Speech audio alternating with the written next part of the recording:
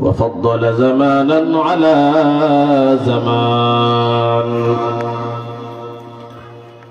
كما فضل مكانا على مكان،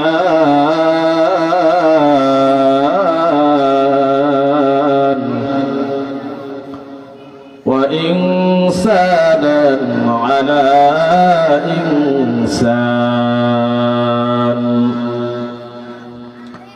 ونشهد أن لا إله إلا الله وحده لا شريك له، ونشهد أن سيدنا ومولانا محمدا عبده ورسوله،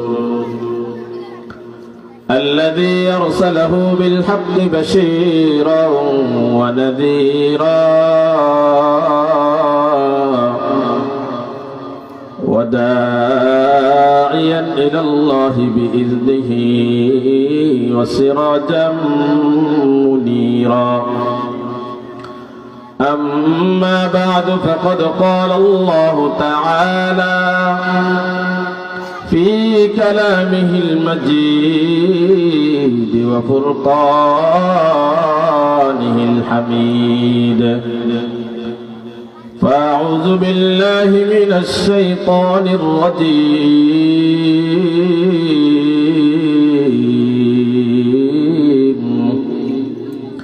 بسم الله الرحمن الرحيم.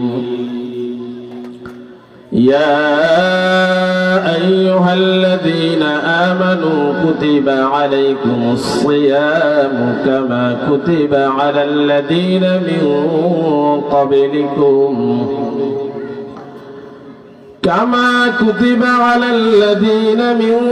قبلكم لعلكم تتقون. اللهم بارك لنا في رجب وشعبان، وبلغنا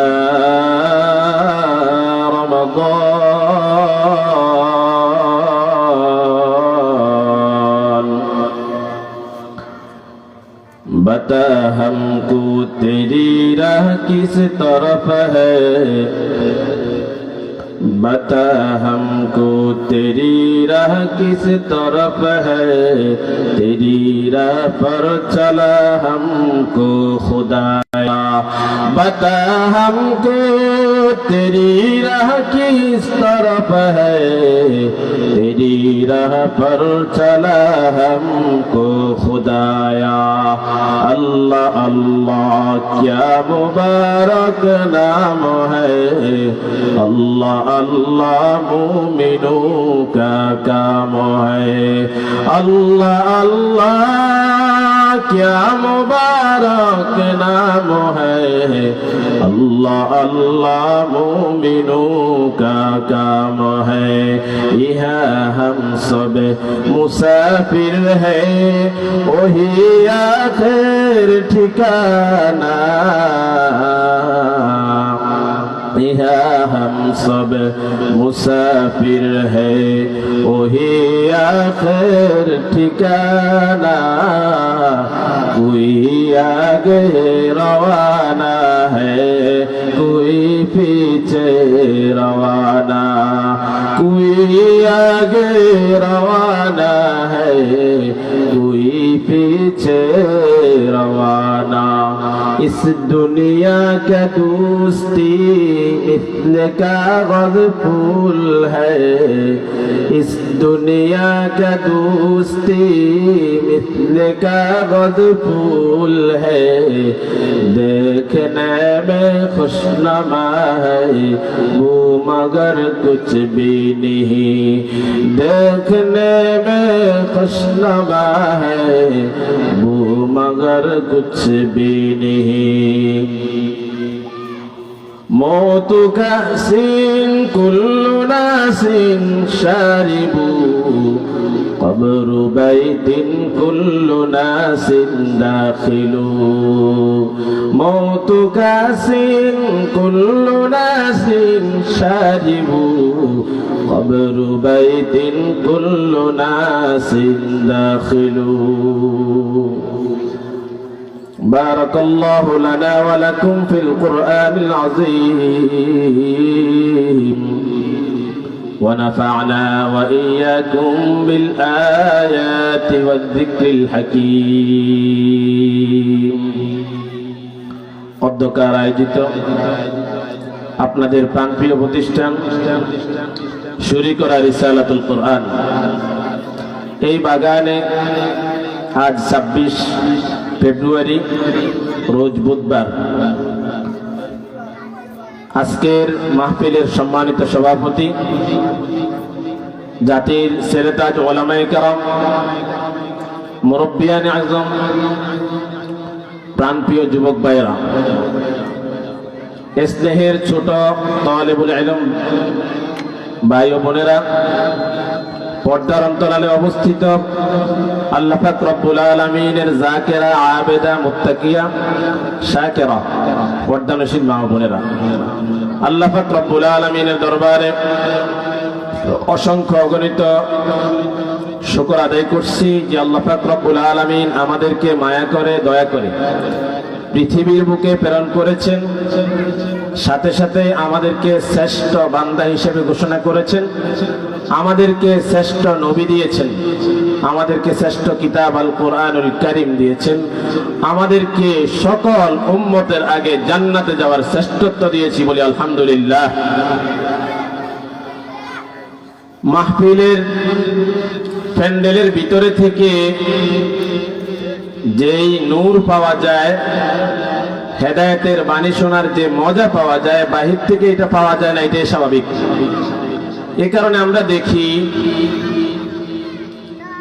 যখন কেউ আতরের ঘ্রাণ পায় কারো থেকে সে তার কাছে হাত বাড়িয়ে দেয় বলে ভাই আমাকে একটু আতর দেন কেন আতরের ঘ্রাণটা তার নাকে লেগেছে এই কারণে আতরের প্রতি আগ্রহী হয় ওই সুঘ্রাণের প্রতি সে দুর্বল হয়ে তার কাছে হাত পাতিয়ে দেয় যে আমাকে একটু আতর লাগিয়ে দাও ঠিক আজকের এই ওয়াজ মাহফিলের আলোচনা যদি মাইক থেকে শুনে মাইক দূরের মাইকগুলো দেওয়ার উদ্দেশ্য হলো আতরের ঘ্রাণ ছিটানো বেহেশতের বাগানের আয়োজনের কথা আপনাদের কর্ণগহরে পৌঁছানো কিন্তু দূর থেকে আপনি আলো পাবেন নূর পাবেন হেদায়েত পাবেন অমনোযোগী হয়ে শুনে এটা অস্বাভাবিক বিষয় সামনাসামনি বসে সামনে এসে যেরকম আতর নিতে হয় ওটাতে বেশি ঘ্রাণ পাওয়া যায় বেশি মজা পাওয়া যায় ঠিক এক্ষেত্রেও আমি আপনি যদি কি করতে পারি মাহফিলের প্যান্ডেলে আসতে পারি সেক্ষেত্রে আমরাও দামি হতে পারবো আমরাও মাহফিল থেকে হেদায়েতের আলো নিতে পারবো ইনশাআল্লাহ তো আজকের এই মাজমার মূল মাকসাদ হেদায়েতের বাণী কানে কানে পৌঁছানো আমি কোরআনুল কারীম থেকে একখানা আয়াত আপনাদের সামনে উপস্থাপন করেছি আল্লাহ পাক রব্বুল আলামিন কোরআন হাকিমের মধ্যে ইরশাদ ফরমান ইয়া আইয়ুহাল্লাযীনা আমানু কুতিবা আলাইকুমুস সিয়াম কামা কুতিবা আলাল্লাযীনা মিন ক্বাবলিকুম লাআল্লাকুম তাত্তাকুন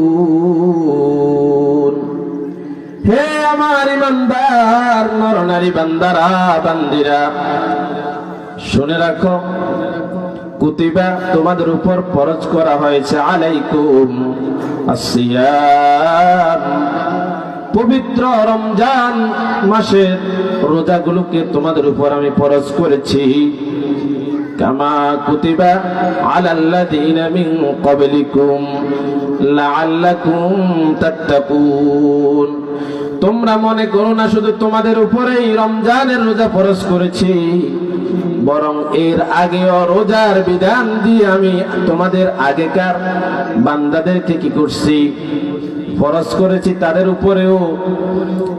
লাআল্লাকুম তাত্তাকুন, বান্দা তোমাদেরকে কষ্ট দেওয়ার জন্য এই রমজান আমি দিই নাই, এই পবিত্র রমজান মাস তোমাদের কষ্ট হবে তাই দিই নাই, তোমাদেরকে ক্ষুধার্ত রাখার জন্য দিই নাই, এটাই আমার উদ্দেশ্য না, বরং তোমাদেরকে তাকওয়াবান বানানোই আমার উদ্দেশ্য। এখন প্রশ্ন আসবে, রোজা রাখলে কিভাবে তাকওয়াবান হব? এই প্রশ্নের উত্তর একদম সহজ। একটু মন দিয়ে শুনতে হবে, মনের কান দিয়ে শুনতে হবে, মনোযোগ লাগিয়ে আমরা যদি কথাগুলো বিশ্লেষণ করি তো বুঝে আসবে আল্লাহ তাআলা রোজার বিধান আমাদের উপর চাপাইয়া দেন নাই, বরং আমাদের উপর রোজার বিধান দিয়ে ইহসান আর অনুগ্রহ করেছে। বলি আলহামদুলিল্লাহ। কিভাবে? আল্লাহ পাক রব্বুল আলামিন রোজার বিধান দিয়া বান্দাকে সময়ের গুরুত্ব বুঝায়। এই সময়ে রোজা রাখা শুরু করবে, এই সময়ে শেষ করবে। সাহরি শেষ ভাগে খাবে, সময়ের একদম শেষ প্রান্তে গিয়ে। শেষ সময়ে ইফতার খুব তাড়াতাড়ি করবে। সাহরিতে দেরি করা যাবে না, সাহরিতে দেরি করতে হবে, ইফতারিতে দেরি করা যাবে না। কারণ দেরি যদি তুমি করো তোমার কষ্ট হবে, সাথে সাথে ইহুদিদের সাথে তোমার সামঞ্জস্যটা মিলে যাবে। ইহুদিরা দেরিতে ইফতার করে, সুতরাং তাদের সাথে আমরা যেন মিলে না যায়, এ কারণে আমরা তাড়াতাড়ি করব। এবার ভোর রাতের খাওয়া দেরিতে কেন খাবো? আমি যদি তাড়াতাড়ি খেয়ে ফেলি, আমার যদি এমনি 12 ঘন্টা হয় রোজা, তখন হয়তো 13 ঘন্টা হবে, 13.5 ঘন্টা হবে। তো বলে বান্দা তুমি এত কষ্ট করো না, তোমাকে আমি এই সিস্টেমে রাখছি, এটা করলে তোমার জন্য কি হবে? ভালো হবে। যদি বান্দা তুমি সাহারি তাড়াতাড়ি খেয়ে ফেলো অথবা না খাও, তবে রোজা হয়ে যাবে যদি রোজার যেই সময়, রোজার বিধানাবলী যেই সময়, যে এই সময়তে যদি তুমি কিছু পানাহার না করো, স্ত্রী সহবাস না করো। আর ওখানে যদি কোনো কারণে তুমি গাড়িতে আসো অথবা গাছে উঠছো, আজান দিয়ে দিছে, অথবা সমুদ্রের মধ্যখানে অথবা পুকুরের মাঝখানে সাঁতরানো অবস্থায় আছো, আজান দিয়ে দিছে, এই অবস্থায় তোমাকে আমি আরেকটু সুযোগ দিলাম, যদি তুমি একান্ত কোনো কারণে ইফতারি করতে না পারো তাহলে ওখান থেকে তাড়াতাড়ি উঠে ইফতারি করে নাও। তাহলে বুঝাইছি আল্লাহ তাআলা আমাদের জন্য সহজ করেছেন। যদি বলতো না 6টা 10 মিনিটে ইফতার করতেই হবে, নচেত রোজা হবে না, তাহলে আমরা বিপদে পড়তাম। লা ইউকাল্লিফুল্লাহু নাফসান ইল্লা উসআহা। আল্লাহ তাআলা বান্দার উপর কোন বিধান চাপিয়ে দিতে চান না, বান্দার সহজলভ্য হয়, সহজতুল্য হয়, বান্দা যেন সহজভাবে নিতে পারে, আল্লাহ তাআলা এভাবে সহজ করে দেন। এখন আরেকটি বিষয়, আমার কয়কিত খাবার, আমার কয়কিত ধান চাউল, আমার কয়কিত ফল ফলাদি হালাল ভাবে ইনকাম করা, রোজগার করা টাকা দিয়া আমি চাইলেই রমজানের দিন সমূহে খেতে পারবো না। কেন? আল্লাহ তাআলার এই বিধান যদি আমি মানতে পারি, আমার খাওয়া ইফতারির প্লেট আমার সামনে উপস্থিত, সেখান থেকে মন চাইলে 2টা পুট খাওয়া যাবে না, একটি পেঁয়াজু অথবা একটি বেগুনি অথবা আলু চপ খাওয়া যাবে না। কেন? বান্দা বলে আমি খাবো না, আল্লাহর নিষেধাজ্ঞা রয়েছে, আল্লাহ বলে আমি অনুমতি দিব না, কারণ সময় এখনো বাকি রয়েছে। যখন বান্দার সাথে আল্লাহর সাথে এই মুআমালা হয়, বান্দার দিলের মধ্যে এমন এক আনন্দের জোয়ার সৃষ্টি হয়। এ কারণে রাসূল সাল্লাল্লাহু আলাইহি ওয়াসাল্লাম ইরশাদ ফরমায়েছেন যে 2 সময় ফারহাতান, বান্দা খুশি হয়, রোজাদার খুশি হয়। একটা হলো ইফতারের সময়, আরেকটি হলো আল্লাহ তাআলার মুলাকাতের সময়, দিদারের সময়। 2 সময় খুশি হবে। খুশি কেন লাগে? আমি আল্লাহর বিধান মানতেছি, আমার সামনে থাকা সত্ত্বেও খাই না, আমি কাছে পাইছি এরপরেও হাত দিই না, এরপরে এটা খাওয়ার প্রতি আমার আগ্রহ জন্মাই না। আগ্রহ যদি আসে আমি তাৎক্ষণিক আগ্রহ ফিরে আনি। আর মাত্র 5 মিনিট বাকি, আর মাত্র 4 মিনিট বাকি, আর মাত্র 3 মিনিট বাকি, আর মাত্র 2 মিনিট বাকি, আরো 1 মিনিট বাকি আছে, এখনো খাওয়া যাবে না। যখনই মিনারা থেকে মুয়াজ্জিন আল্লাহু আকবারের ধ্বনি দিয়া আমাকে অনুমতি প্রদান করে সময় হয়ে গিয়েছে, আল্লাহু আকবার, আল্লাহ সবচাইতে বড়, এই কথা বলার সাথে সাথে আমি আর দেরি করি না, কারণ আল্লাহ তো এখনই আমাকে অনুমতি দিয়েছে, বলি আলহামদুলিল্লাহ। খুশি লাগে কিনা? যে রোজা রাখে না ওই ইফতারের সময়গুলোতে লুকোচুরি করে, চোরের মতো থাকে, লজ্জায় মাথা দেখায় না। ঘরেও যদি সে রোজাদারের সাথে ইফতার করতে বসে সে লজ্জা পায়। মা বলে রোজা রাখস না, এখন ইফতার করতে আসছিস। বাবা বলে বেহায়া ছেলে, বেশরম ছেলে, রোজা রাখে না, এখন ইফতারি করে। বন্ধু বান্ধবরা বলে রোজা তো রাখে নাই, আচ্ছা থাক বলবো না, খাও। এক একজন এক এক ভাবে বলে, কিন্তু ওই রোজাদার দিনের বেলায় চোর থাকে না, ডাকাত হয়ে যায়। দিনের বেলায় কেউ কেউ চুরি করে, কি করে, খানা খায়, পর্দা ঝুলে দেয়। আবার কেউ ডাকাতি মার্কা খানা খায়, সবার সামনে খায়। যারা রোজা না রেখে সবার সামনে খায় এরা ডাকাতের ভূমিকা পালন করে। যারা পর্দা ঝুলে খায় এরা চোর হিসাবে নিজের ভূমিকা পালন করে। এই দুই শ্রেণীর লোকগুলা ইফতারি যখন করে সবার সাথে, তখন নিজেদেরকে বড় ধরনের লজ্জাশীল মনে করে। কথা বলেন ঠিক কিনা? এই ইফতারের বিধান দিয়া, এতগুলা হালাল বস্তু সামনে দিয়া আল্লাহ তাআলা বুঝাতে চায় তুমি তো হারাম খেতে পারবেই না, হালালও তোমার জন্য আমি নিষেধ করেছি 12 ঘন্টা 13 ঘন্টা 14 ঘন্টা পর্যন্ত। বান্দা তুমি মানো কিনা এটা যাচাইয়ের জন্য, তুমি আমাকে ভয় করো কিনা, তোমার মধ্যে তাকওয়া আছে কিনা এটা যাচাইয়ের জন্য আমি তোমাকে রমজানের বিধান দিয়েছি। বলি সুবহানাল্লাহ। লাআল্লাকুম তাত্তাকুন,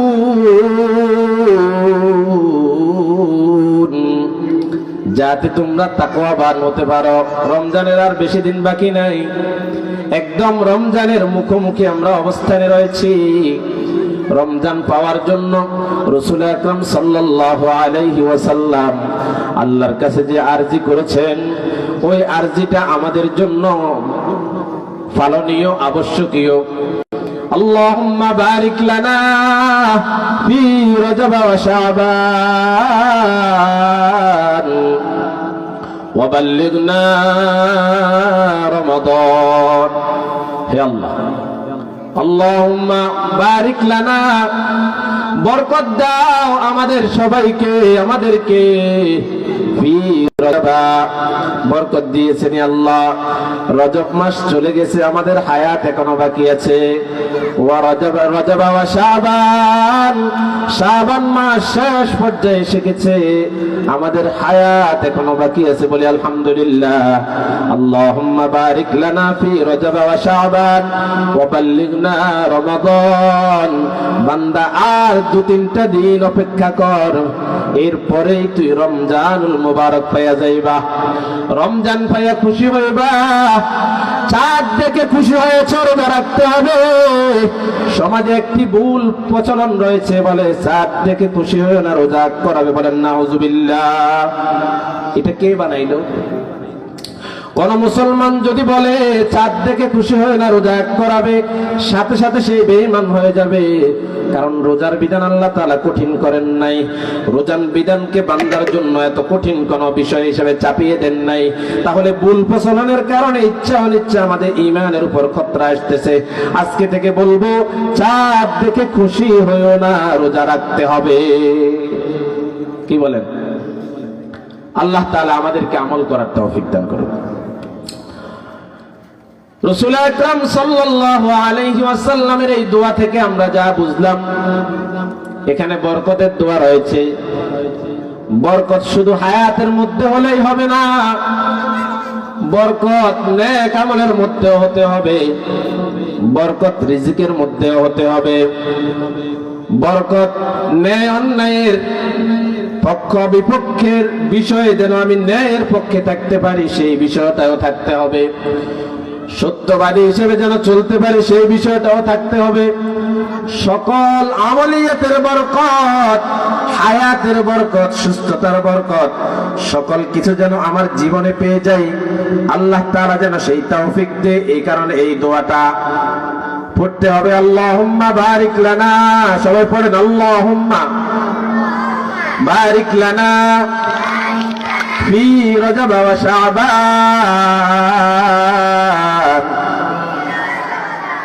ওয়া বাল্লিগনা রমাদান।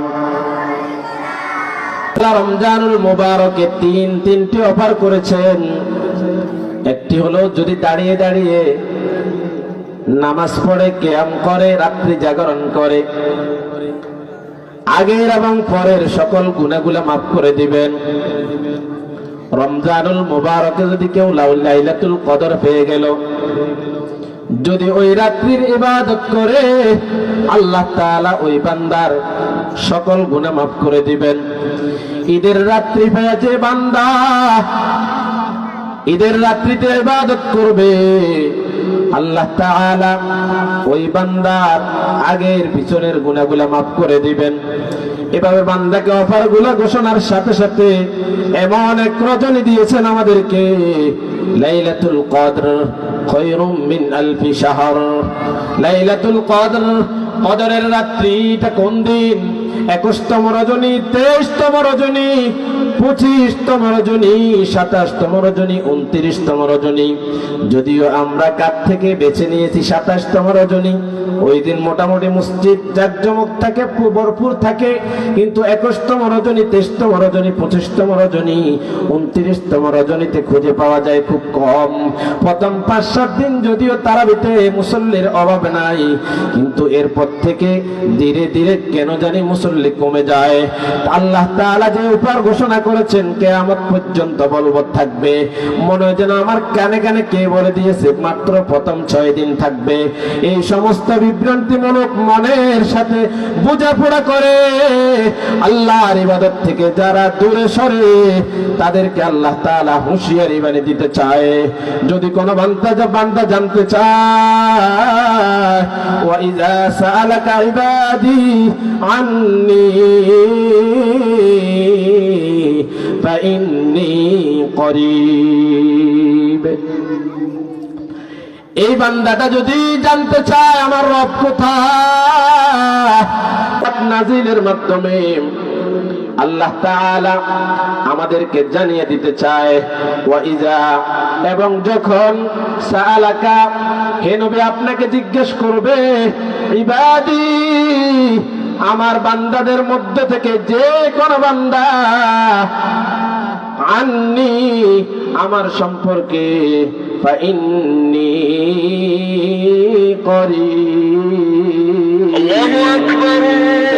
তখন বান্দার প্রশ্নের জবাবে আর দেরি নাই, বলে দিলেন ফাইন্নী করিব, নিশ্চয় আমি অতি নিকটে।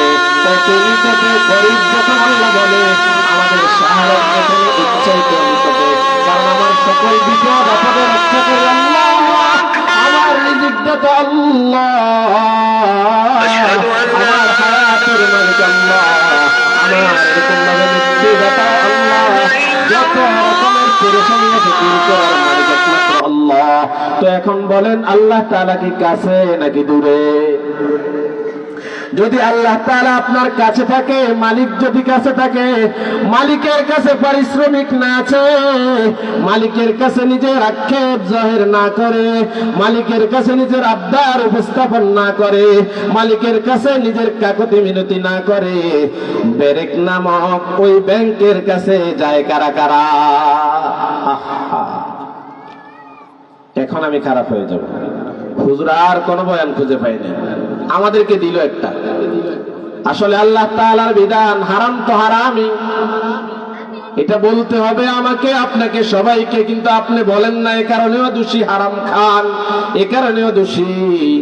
এ কারণে আমি বলবো, দোষ ছাড়াতে আল্লাহ, আমি বলতেছি আপনার বিধানের কথা, আপনার বান্দাদেরকে হারাম যেন না খায়, এই সমস্ত বান্দারা যেন বুঝে এখানে ওলামায়ে কেরামের কোনো স্বার্থ নাই। স্বার্থহীন ভাবে, দিক্তহীন ভাবে, কঠিন ভাবে হোক, সহজ ভাবে হোক, হারামকে হারামই বলবে, কোনো আপোষ নাই।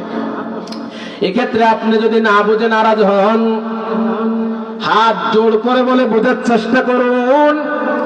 আপনি যদি বুঝেও নারাজ হন, ইমানের সহিষ্ণুতা যাচাই করুন। আল্লাহ তাআলা আরেক আয়াতে বলেন, ইয়া আইয়ুহাল্লাযীনা আমানু দুখুলু ফিস-সিলমি কাফা, হে আমার ইমানদার বান্দা বান্দীগণ, তোমরা এখনো পরিপূর্ণ প্রবেশ করো নাই, আমি রহমতের দরজাও এখনো বন্ধ করি নাই। রহমতের দরজা খোলা, রহমতের দরজার ভিতরে ঢুকে যাও।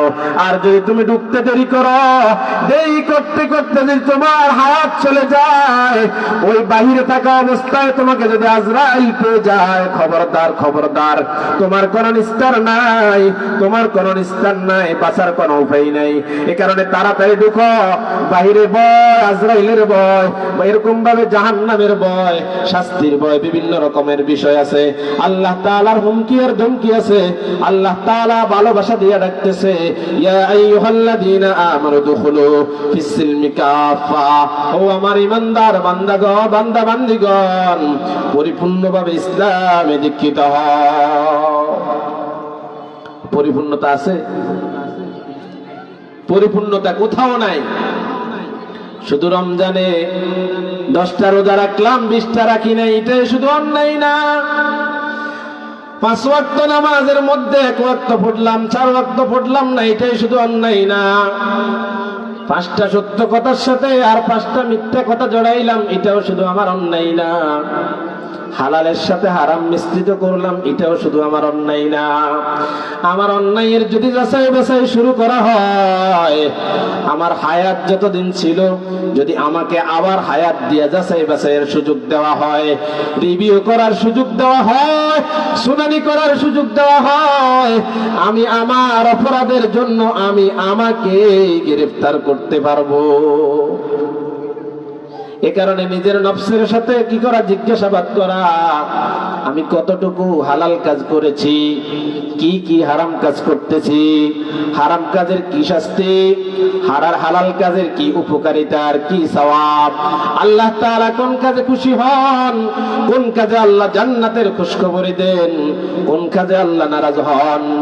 মা বাবার খেদমত কে করে, মা বাবার খেদমত কে করে না, গীবত শিকায়ত পরনিন্দা চুগলখড়ি আর বাটপারি আর সিটারি চাঁদাবাজি আর টাউডারি কে করে, দুর্নীতি আর দুঃশাসন কে করে, পালিয়ে যায় কে আর রয়ে যায় কে, ন্যায়পরায়ণ কে, জালেম কে। এরকম ভাবে যদি ভেদাভেদ সৃষ্টি করেন, ছোট্ট একটা শিশুকে যদি সবগুলো শোনানো হয়, সে বলতে পারবে এ জালেম, এ মাজলুম, এ ন্যায়পরায়ণ, এ অন্যায়কারী, এটা হালাল, এটা হারাম। কারণ ছোট একটা বাচ্চাকে যদি বলেন কুকুরের গোশত খাবে, বলবে না। কেন খাবে না? খাওয়ার বেলায় আমরা মোটামুটি গরু গোশত, ছাগলের গোশত, মহিষের গোশত, দুম্বার গোশত, যেগুলো আল্লাহ হালাল করেছেন হালালটাই খাই। কেউ এখানে কুকুরের গোশত খায় না, শুকরের গোশত খায় না, বাঘ ভাল্লুকের, ব্যাঙের, কচ্ছপের গোশত খায় না। কেন খায় না? কারণ এটা হালাল না। মাতা পিতাও খায় না, এ কারণে খায় না। চাই তো হালাল জেনে খাক না খাক, অথবা হারাম জেনে না খাক, যদি বাচ্চা অভ্যস্ত হয়ে যায়, আমার আম্মা আব্বা কোনদিন কুকুরের গোশত খায় নাই, চাই তো হালাল হোক অথবা হারাম হোক, আমিও খাবো না। এ কারণে যদি কোন মা বাবা এই কথাতে একত্রতা ঘোষণা করে, আমি নামাজ ছাড়বো না, আমি রোজা ছাড়বো না, মিথ্যা কথা বলবো না, কাউকে ধোঁকা দিব না, চুগলখড়ি আর বাটপারি করবো না, ওই সন্তান করবে না। কারণ সে শিখে নাই মাতা পিতা থেকে।